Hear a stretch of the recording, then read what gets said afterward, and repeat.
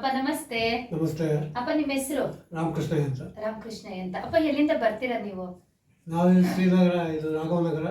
ಹಾ, ರಾಘವನಗರ. ರಾಘವನಗರದಿಂದ ಬರ್ತೀರ. ಅಪ್ಪ ನಿಮ್ಗೆ ಸರಕೇರ್ ಬಗ್ಗೆ ತಿಳಿಸ್ಕೊಟ್ಟಿದ್ಯಾರಪ್ಪ?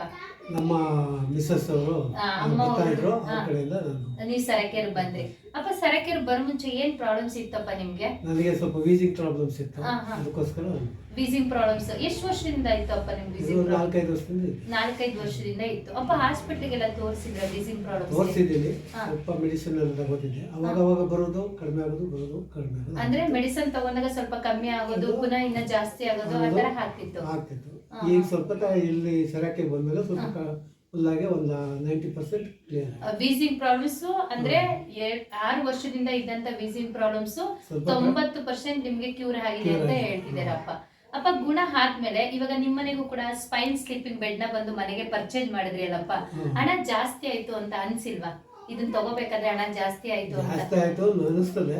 ಏನ್ ಮಾಡೋದು, ಇಲ್ಲಕ್ಕೆ ತಗೋಬೇಕಲ್ವಾ, ಆರೋಗ್ಯಕ್ಕೋಸ್ಕರ ತಗೋಬೇಕು. ತಗೊಂಡ್ರಿ ಅಪ್ಪ. ಈಗ ನೀವು ಇದನ್ನ ಬೈ ಮಾಡ್ಕೊಂಡು ಇವಾಗ ಮನೇಲಿ ಬಂದು ಎಷ್ಟು ಟೈಮ್ ಥೆರಪಿ ಯೂಸ್ ಮಾಡ್ತಿದ್ದೀರಾ?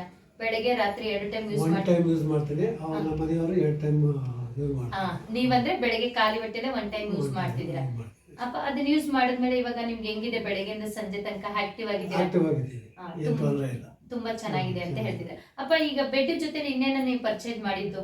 ಬೆಡ್ ಜೊತೆ ಒಂದು ಕಾಟನ್ ಬೆಡ್ ಅಂದ್ರೆ ಬೆಲ್ಟ್, ಅದನ್ನ ಕೂಡ ಪರ್ಚೇಸ್ ಮಾಡಿದ್ರಿ. ಅದ್ರ ಜೊತೆಗೆ ಅಪ್ಪ ಈಗ ನೀವು ಕೈಯಲ್ಲಿ ಇರೋದು ಏನಪ್ಪ? ಇದೆಲ್ಲ ಗಿಫ್ಟ್ ಅಂತ ಕೊಟ್ಟಿದ್ದಾರೆ.